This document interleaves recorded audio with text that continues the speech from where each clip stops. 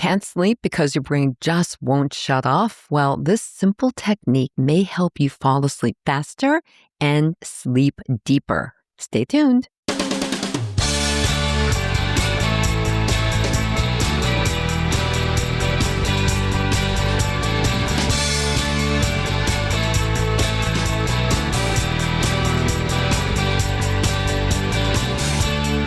Hi everyone, I'm Barbara, and this is Age Better.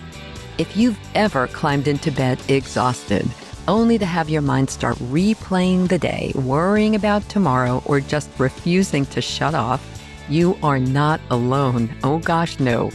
For so many women in midlife and beyond, sleep trouble and anxiety can become a frustrating cycle. Today, we're talking about a simple, low-risk practice that may be a real game changer for you. Yoga Nidra. It's not a workout, and it's not stretching.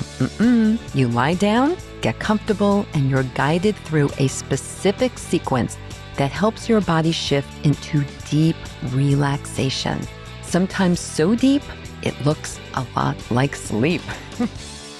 My guest is Dr. Erica Sharpe, a clinical human researcher and educator who has studied Yoga Nidra's effects on insomnia and anxiety, including remotely delivered sessions people can do at home. We're going to break down what Yoga Nidra actually is, what the research shows, who it may help, and how to try it starting tonight, because there will be links in the show notes, everyone, to get you started. So don't forget to check those out. And before we begin, be sure to subscribe to my Age Better cheat sheet newsletter on Substack for more science-backed tips and takeaways to help you age better. I'd also love to hear from you. I always love to hear from you. Send me your ideas for future topics and guests at agebetterpodcast@gmail.com or reach out to me on social media. Okay, everyone, get ready to age better.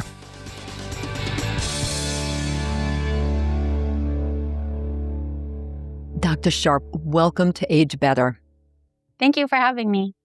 Oh, I'm so excited about this conversation. I mean, we know that people in this country are terribly anxious right now. There's a lot going on in the world.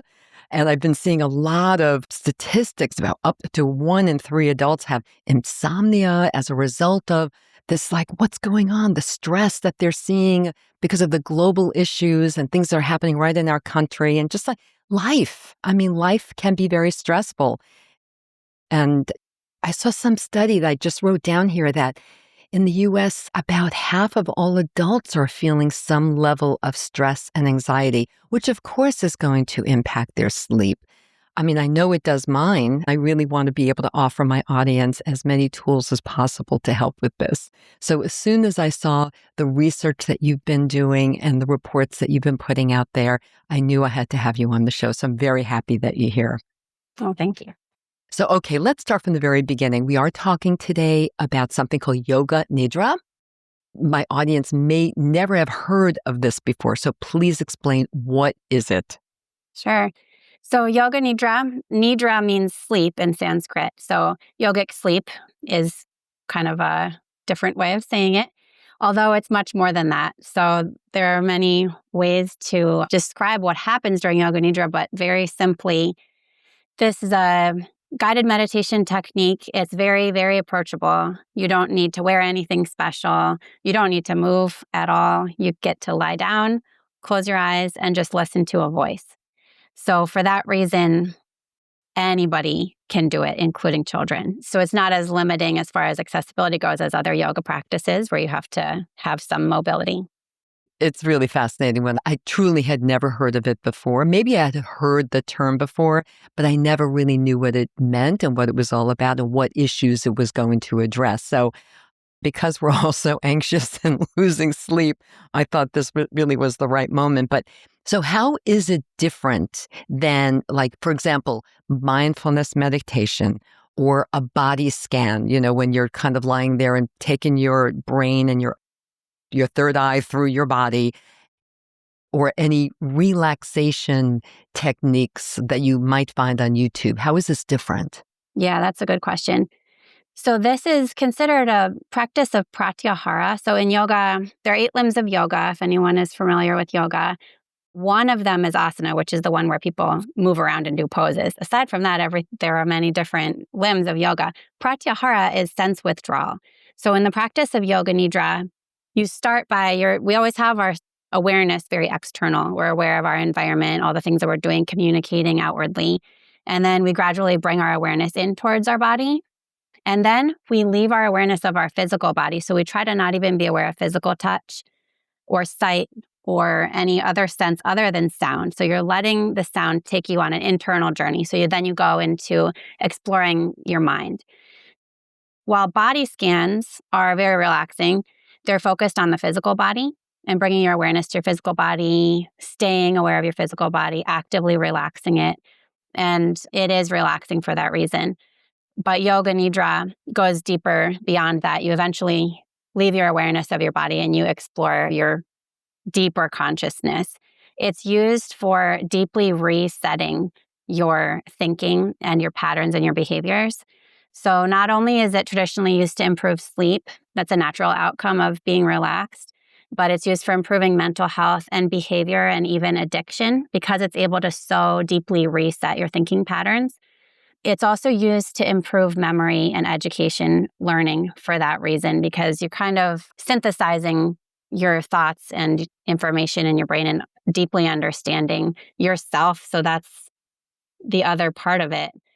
Yoga Nidra, another way to describe it, which is very interesting, I think, very different than mindfulness and other relaxation techniques, is that you get to this very unique state of awareness where you're between being awake and being asleep. So if anyone has ever fallen asleep in front of the TV, this is the way I like to describe it. Like, if you've ever fallen asleep with the TV on or radio on or something, and you find yourself kind of like dreaming about what you're hearing, it's this weird state of being awake and being asleep. And that's the alpha brainwave state. And you're very receptive to change in that state. And so we found in our research that you're actually falling asleep and waking up several times during the practice. But what's interesting is you're able to remember what was said to you during the practice. So if you keep doing this practice, in theory, you can maintain your awareness of your internal and external environment, both while you're awake and while you're sleeping. So you have the opportunity to learn about yourself very deeply. So the creator of the practice, and this hasn't been explored in research yet, but he proposes that in your deep sleep, you learn about your instincts and your drives. And while you're dreaming, you learn about your memories and your emotions, because that's what you're processing, your brain is processing when you're dreaming. So you begin to have a more clear view of your life path and your goals, and you know who you are. So you're able to make deep changes in your life. So it's much more than a way like going in a hot tub or something. It's much more than just relaxing in the moment. It's deep change. It's really so fascinating. Can you walk us through a classic sequence that a listener might experience? Like, what comes first and what's the order? And how long does it usually take, or does that depend? Yeah. So this practice can be done at any time of day, and it can be even done like if you wake up in the middle of the night, for example. There are different lengths of practices. There's a published book on Yoga Nidra with scripts in it. So if you want someone to read it to you, they can read it to you, which that's really nice to have someone read to you in person. And there are 60-minute and 30-minute versions in there. Most common, I think people like to do 30 minutes because you can usually make time for 30 minutes, although I presented this work at a conference on sleep research, and I had a request from sleep doctors to make like a 10-minute practice that they could do because people are just so busy and they don't have time for a 30-minute practice. But yeah, so there are different lengths of practice. And is it ever advised that you do this practice right before bed to try to get yourself to go to sleep? Yeah, actually. So the practice itself, and we asked this question when we did our first research study, the practice itself wakes you up at the end of it.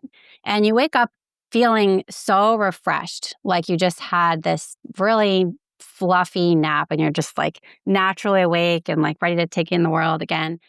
But we were doing a study on insomnia. And so we wanted to know if we could make a practice that would allow the person to fall asleep right after and just sleep into the night. So I actually worked with my teacher in India who studied directly with the creator of the practice of Yoga Nidra. And we changed the ending carefully because he said you have to at least bring the person back to the room, their awareness back to their body in the room. And then instead of waking them up, we said, the practice is now over. You may let your mind go. That's how we said it.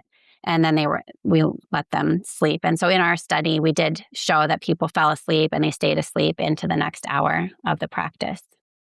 Incredible. And are there studies that show the sleep stages? For example, by doing this practice, do you go into a deeper sleep and maybe even longer, deeper sleep? Or what does your research show? So we used EEG and we did sleep staging. We have analysis of 9 different people who did Yoga Nidra. And we showed them in all stages of sleep. They were in deep sleep and dreaming and awake back and forth all throughout the practice. I was really hoping that maybe during one step, we could say, oh, everyone is in a deep sleep while this part's happening or something. But with such a small sample size, there aren't any clear trends yet. But what we are able to see, which is an important finding, is that people are actually sleeping using our best methods of detecting sleep using polysomnography. They're sleeping, but when they wake up, they can tell you what happened. So that's a very interesting mechanism where you maintain some awareness even though your body is getting full rest. Really fascinating. So, in your work, do you emphasize using a traditional Yoga Nidra script? And what goes wrong when it's watered down or improvised? Like, do you really need to find the right one? Yeah. So I'll answer this question along with the basic steps that are involved in a Yoga Nidra.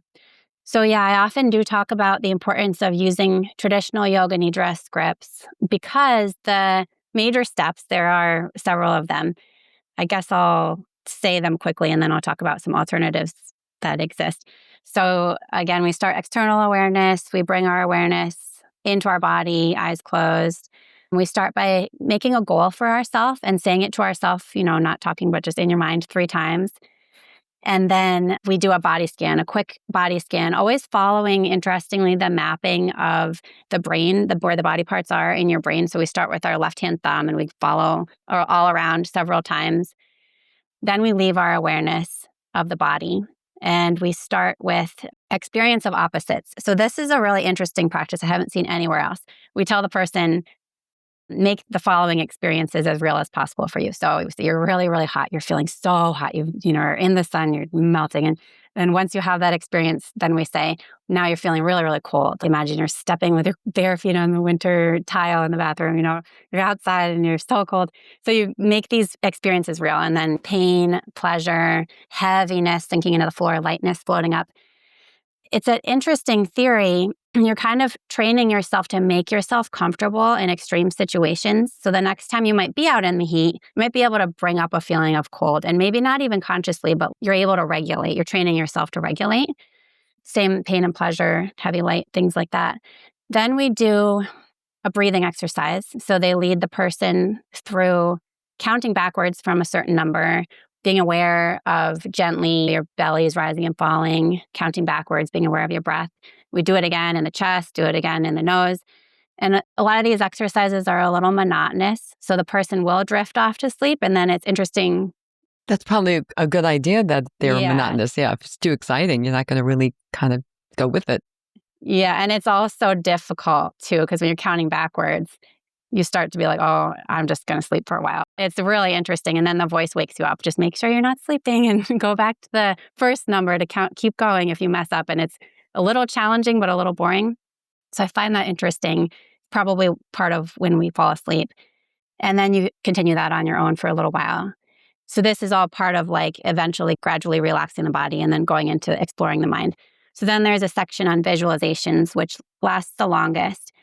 And these can be different. Sometimes it's just a happy story, like you're walking through a garden and you find a peaceful place to sit and meditate and you get up feeling great. Sometimes it's a little bit of a potentially distressing story. Like one that I find interesting is you get inside of a bucket and someone's lowering you down into a well. You can't see your hand in front of your face, and you're not scared. You're in this well.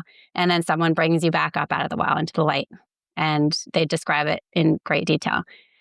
And then other ones kind of just list images that you're likely to have seen in your life, and they can be positive or negative. So, like waves on a beach, birds flying across a sunset, positive things. And those throw in occasional, like cross above a church, coffin beside a grave, things like kind of like your back and forth, slightly disturbing, happiest you can think of, mango tree, like bringing about the smell, your memory. And I think this part is likely where some dreaming might start to happen because you're bringing up your own memories and your imagination starts to go. And I remember when I was in India and we were doing this practice, I don't remember what they were talking about, but I noticed I started dreaming because my hand started turning a doorknob. I must have been dreaming. I was like going somewhere and my hand moved and I was like, oh, I must have been sleeping. It's really interesting. I would find it hard to imagine that you were able to create a 10-minute version of this. You Yeah. must have had to have left some portions out, right? Or Yeah, well, cutting it down was easier than I thought because with the breathing exercises, that goes on and on. Like you can have them count backwards from 100, and then you do it in your belly and you do it in your chest and you do it in your nose. So when I did the 10-minute, we just counted back from 11 once. And I shortened each little thing just a little bit like that. And and the so how does it end? So I'm sorry, I interrupted your sequence. Yeah. And so what happens then? So the visualization is just to present like why that's done. I find it really interesting is this practice can also be used for PTSD. I think I forgot to say that.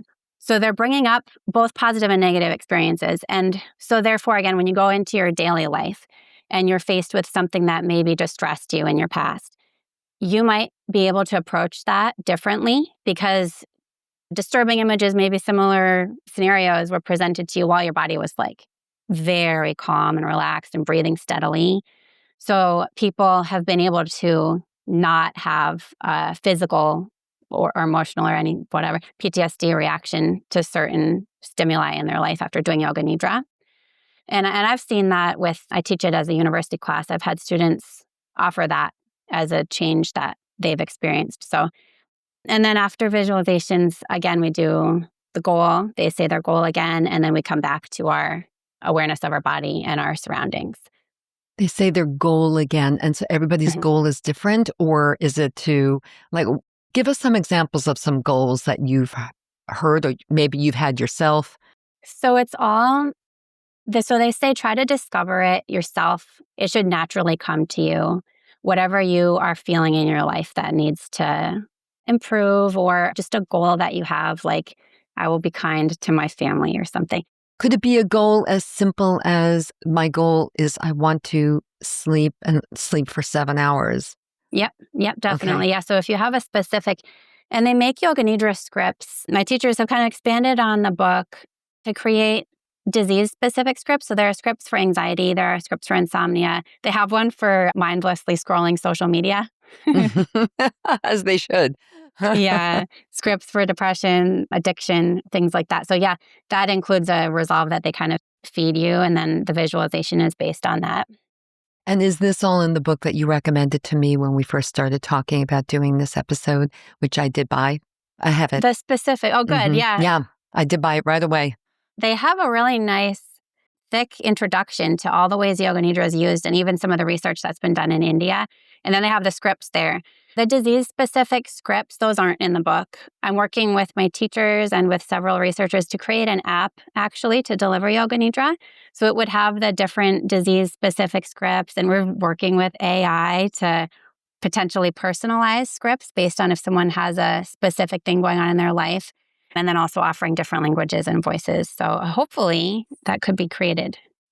That's so wonderful. And of course, when it does come out, I hope that you'll come back so you can talk us through it, because I just really find that so interesting.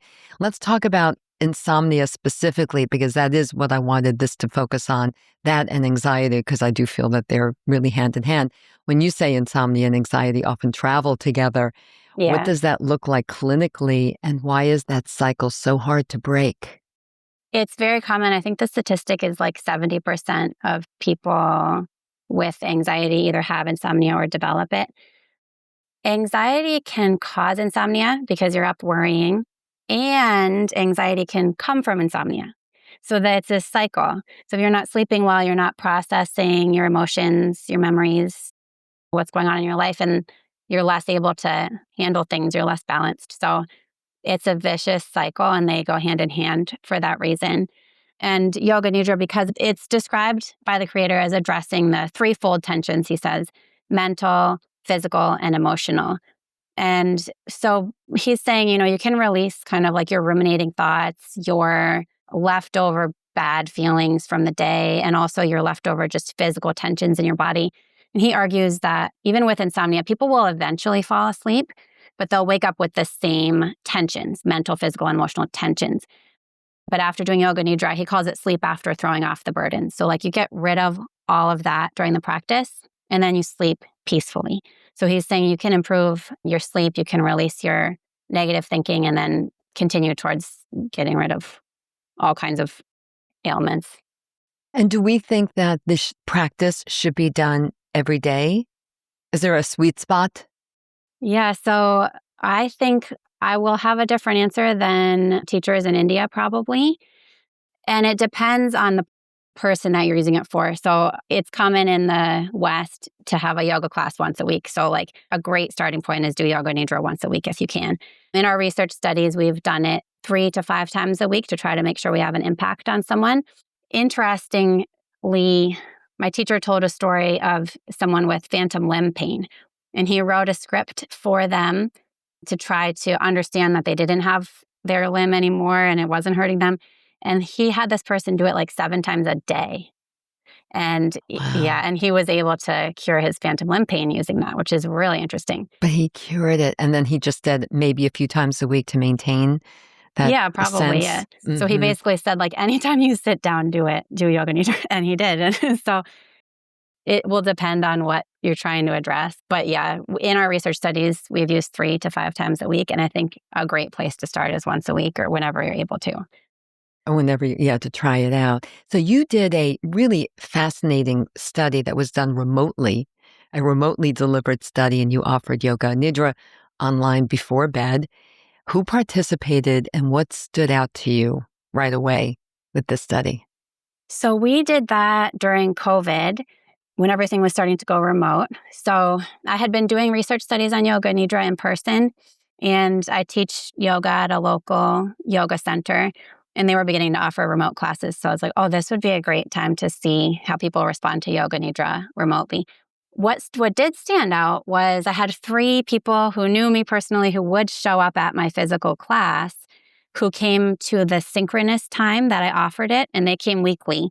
But luckily, we also offered it asynchronously. So we would put a link on social media and send out through email. And we got another 70 people that joined that way. So definitely stood out. People need flexibility. So people actually from different countries, even all over, were using this. And some people used it very regularly. They signed in over and over, and it was really helping them. So being asynchronous and as flexible as possible, that stood out greatly in the study. We really looked at just doing one practice, and we asked people questions before and after the practice. Being that it was the pandemic, on average, the people who joined our group, their anxiety levels, like in the moment, the state trait anxiety index, we asked them how they're feeling in the moment. Their anxiety was higher than kind of what usual anxiety would be. And then after the practice, after a 30-minute practice, they took the same survey. And on average, the anxiety level dropped by 41%, so well below what average anxiety would be. So it was a very effective and quick way to help yourself when you're feeling anxious. So that was a great takeaway because, and I know that no yoga teacher will be surprised by that finding, but it's very helpful to publish this research because then doctors see it and they're able to recommend these important practices to the right patients who might need them.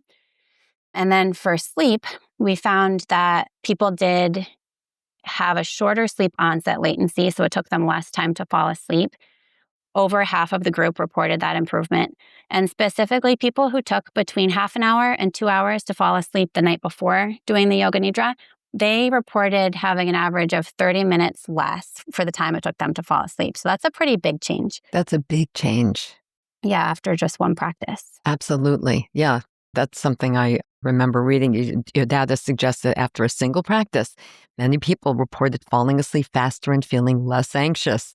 So, what do you think is actually happening in that one session that could create such a noticeable change? I mean, Yeah. I think it's that description of sleep after throwing off the burdens, because this practice really deeply explores your thoughts and your emotions and your physical body. And afterwards, you just have this very light feeling. And you're able to, if you do a practice that wakes up at the end, you're able to go about your day just feeling very much lighter and relaxed.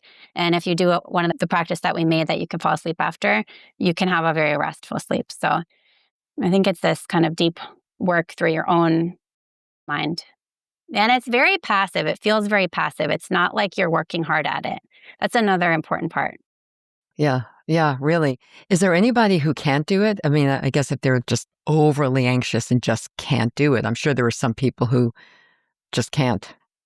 Yeah, good question.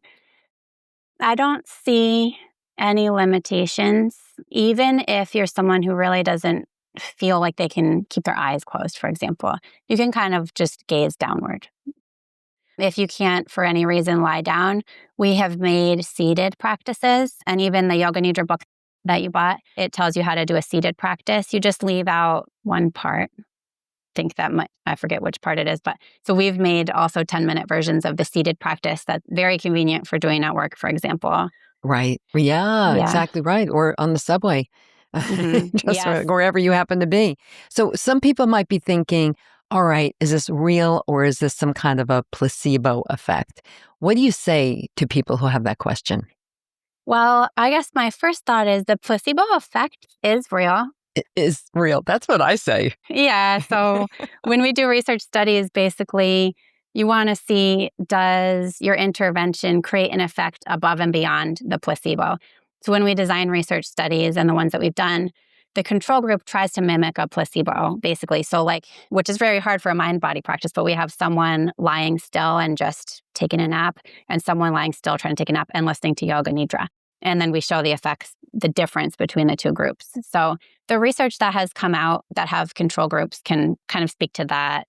There's an effect above and beyond the placebo. Right. The actual in your sleep lab work, measuring things like brain activity and the like, and the nervous system, the signals, what's happening is that there really is a connection there. There really is something happening that you can measure, measurable, right? Yeah, Yep. it's just so fascinating. Yeah, and for listeners who say, I can't, because people have said this to me when I mentioned that we were going to be having this conversation, I can't meditate. My mind races too much. You know, the whole purpose of this is to stop the mind from racing. So isn't that the goal? I like that question, especially for Yoga Nidra, because it's true. If you're doing a meditation that is unguided, where you just are kind of left to your own devices and your mind is racing and you have to keep telling yourself to just be quiet, that is hard. Yoga Nidra is passive, which I love. You don't have to be thinking, you're just listening, but they guide you through it. So it's a little bit busy in the sense that you always are doing a task. So I think really for the people who don't feel like they can meditate, this is great because they're following tasks just like you do all day, but it's leading you in a different direction. Right, right, right, right. Are there any situations where you really urge caution, like someone who's had trauma history? Well, you did mention PTSD, panic symptoms, sleep apnea is another thing. I was wondering about people on certain medications. Anything like that that might be contraindicated to try Yoga Nidra? I don't really think so. I remember reading in that Yoga Nidra book, people who have very, very low energy, like in the case of depression, it might like the kind of like very calming effect might not be what they need to get them out of that. However, there has been clinical research done on Yoga Nidra for depression. So that may not be the case. It may actually be beneficial. Yeah, I've seen those studies. Yeah, yeah. So that's the only thing that comes to mind. And then the caution that we give to our research participants is make sure you're in a quiet place where you're not going to get interrupted during the practice, because you don't want to be deep in meditation and then have to jump up and do something. Right. You Good kind of want point. to protect your silence and that. So the subway may not be a good place to do it. Yeah. Make sure the dog has been walked. Make sure that your kids are asleep if you have little kids, or things like that. Yeah. So there is a gold standard, at least my understanding, for insomnia. First line kind of approach is cognitive behavioral therapy, CBT, for insomnia. Is this complementary? Can it be instead of? How do you view the two together, vis-a-vis? Yeah. So when we write papers and write grants, we're always talking about how it can fit into current treatment plans. So the challenge with, well, first of all, CBTI is used because of the risks of pharmaceuticals. They're very addictive. They are responsible for a lot of car accidents, and they can be really dangerous if used with opioids, things like that. So because of those risks, yeah, CBTI is the main go-to. However, not everyone can access it. It can be expensive. It can be hard to find a therapist. And so still a lot of people are using the pharmaceuticals, which is why we had done that research study. Also, there's a delay before CBT will work. It takes like a month or so. And it doesn't have lasting effects Yeah. necessarily. Oftentimes, like half of the people still, their insomnia and anxiety come back. So there's a need for other sleep interventions, and there's a lot of funding available to explore those. So Yoga Nidra can be used while you're waiting to find a therapist. It could be used during, like alongside your treatment to hopefully enhance the effects and hopefully help you absorb what you're learning in your CBTI. And it can be used after to try and maintain the improvements that you've gained from that. So that's kind of how we're proposing it. It's not so much use this instead, although potentially it could be just as effective. We haven't done large scale trials. But because there aren't a lot of side effects and because it's very complementary, you can use it alongside what you're doing. Hmm. And a question for you personally, how did you get interested in this and involved in this, given that your background, your academic background is not this? Yeah. Tell my audience a little bit. I mean, they heard more about you in the introduction, but So I started doing yoga as a teenager. I loved it because the whole mindset of yoga is so different than a lot of what you hear in the West in high school. Push yourself is never good enough is the mentality. But yoga starts with acceptance. You accept wherever you are at and nurturing. And I really responded to that. And I continued doing yoga all through college and grad school. I would do it on my lunch break while working on my chemistry PhD. And I think it got me through potentially mentally more than physically. So I went to India to study yoga. I wanted to teach yoga, but I wanted to learn about it from its roots. And I was there for a year. And it just so happened that the ashram I studied at was directly related to the creator of Yoga Nidra. So they had a major focus on Yoga Nidra. And when I came back, no one really knew much about Yoga Nidra. I would always be, oh, you should try Yoga Nidra. And people would say, oh, what's that? But now 10, 15, I was in India in 2010. So 15 years later, people know the word and there are different practices out. And so I did my postdoc in clinical human research at NUNM in Portland, Oregon. And because I kept bringing up that practice, my research advisor said, well, why don't you study that? Why don't we start with a sleep study? Because no one's done it yet. And I was actually really surprised that people hadn't studied it clinically because it's so obvious. So we decided to start that. And then I guess I'll throw in the question you had about alternative practices based on this. So we started publishing our work in 2017. And soon after, Yoga Nidra became really popular in the podcast world. There's a podcaster, Andrew Huberman, who started talking about it. And he has created his own version of what he calls Yoga Nidra. It's NSDR. He calls it non-sleep deep rest. okay. I follow him, and I may have missed that episode. Okay, so he brings it up. He's got it on YouTube. What I have found is that this practice is very different from Yoga Nidra. And so I always tell people, if you want to have the effects of Yoga Nidra, make sure you do Yoga Nidra. You have to find Yoga Nidra. And it's hard because on YouTube, there's all different kinds of things. Some people say they're delivering Yoga Nidra, but they're just making stuff up and talking in a nice voice. So it's very hard, which is another motivation for creating the app because it would be clinically tested practices that we're delivering. The NSDR, he stays in the physical body. He goes through your body scan and your breathing, and that's it. So I think he doesn't fully understand what Yoga Nidra is, although he has conflated the terms. So I often bring up that important point. Like, if you want to have the benefits of Yoga Nidra, you need to make sure that you have a real Yoga Nidra practice. I think that you should be on his podcast so that you can set him straight. I do too. I think absolutely. For sure. I don't know how to get on there, but yeah.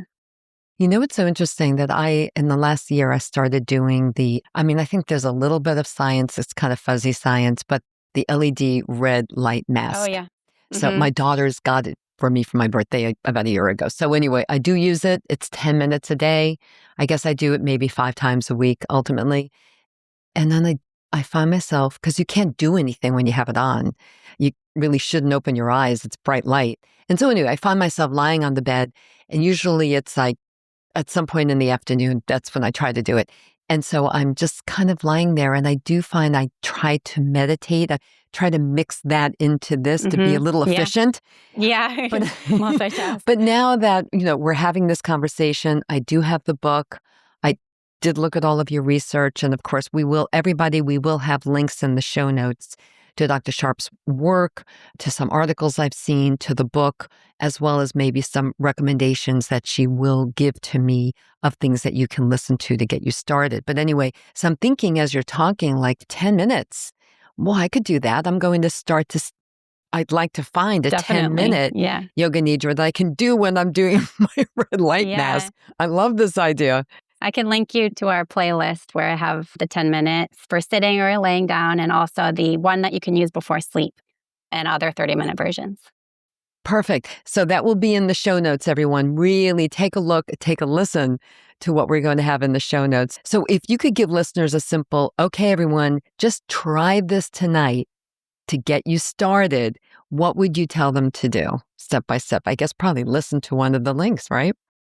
Yeah, it's easy. There aren't many barriers. Of course, be open-minded, be receptive, and just close your eyes, be comfortable, make sure you're not going to have to jump up for any reason, which is I found it hard to do Yoga Nidra when I had young babies. I never had that. I didn't know for sure if I was going to have to get up. But yeah, that's it. Just protect a little 30 minutes and close your eyes. Yeah, and have that be your time, right? Yep, exactly. Oh, this was absolutely wonderful. Absolutely wonderful. Dr. Sharpe, this was an incredible conversation. I really do want to know, so my audience knows when that app is ready, or the links that you will give to me that I will have in the show notes so people can get started, including myself. But before I let you go, what are your top 3 takeaways you really want to make sure everybody remembers from this conversation today? So Yoga Nidra, I think I've said it enough times, but it's very accessible. So no special skills, no special clothes, very passive. You can do it any time of day. So very accessible. It's used for a real deep reset of your brain and to kind of reprogram anything that's not going well for you, whether it be sleep, mental health, learning, addiction, PTSD, things like that. So that's 1, 2. And then the third, you can deeply learn about yourself. So because of this aspect of awareness carried from waking to sleeping, you can begin to learn. So the creator says the problem with modern man is he doesn't know who he is or where he's going. So with Yoga Nidra, being able to learn about yourself while your brain processes memories, emotions, instincts, and drives, you can begin to know yourself and you can act intentionally. Thank you so much. I really appreciate this conversation. And thank you for taking the time out of your very busy schedule, especially teaching, to spend this with me and with my audience. Well, thank you very much. Thank you for having me. And everyone, thank you for tuning in. See you next week. Thanks for tuning in, everyone. If you enjoyed this episode of Age Better Podcast, please do a few things. First, share it with all your friends and family. Then, subscribe to Age Better wherever you listen to podcasts, including YouTube, so you never miss a single episode. Finally, if you have ideas for topics you want me to cover in a future episode of Age Better, send an email to agebetterpodcast@gmail.com or reach out to me on social media. Until next time, remember this: we can't control getting older, but we can control how we do it. Talk to you soon.